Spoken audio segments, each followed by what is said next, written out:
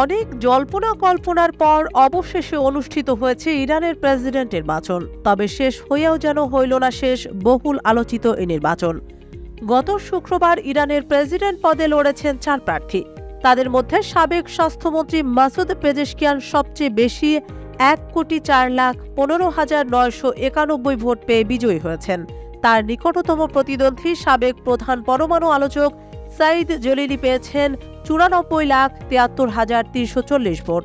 দেখা যাচ্ছে Masoud Pezeshkian সর্বাধিক ভোট পেলেও বা নিকটতম প্রতিদ্বন্দ্বীর চেয়ে প্রায় 10 লাখ ভোটে এগিয়ে থেকে বিজয়ী হলেও শতকরা হিসেবে তিনি পেয়েছেন মোট গৃহীত ভোটের 42.54%।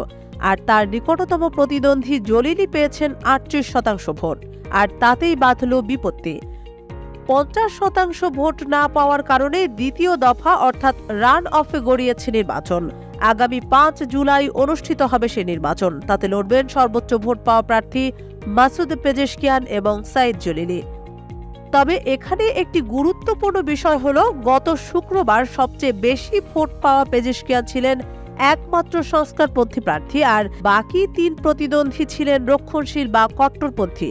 অর্থাৎ একদিকে ছিলেন সংস্কারপন্থী 1 নেতা আর বিপরীতে লড়েছেন রক্ষণশীল 3 নেতা। আল জাজিরা বলছে এতে রক্ষণশীল নেতাদের ভোট ভাগ হয়ে গেছে 3 ভাগে। যদি রক্ষণশীল 3 নেতার মোট ভোট সংখ্যা হিসাব করা হয় তাহলে দেখা যাবে তারা 3 জন মিলে সংস্কারপন্থী পেজেশকিয়ানের চেয়ে বেশি ভোট পেয়েছেন।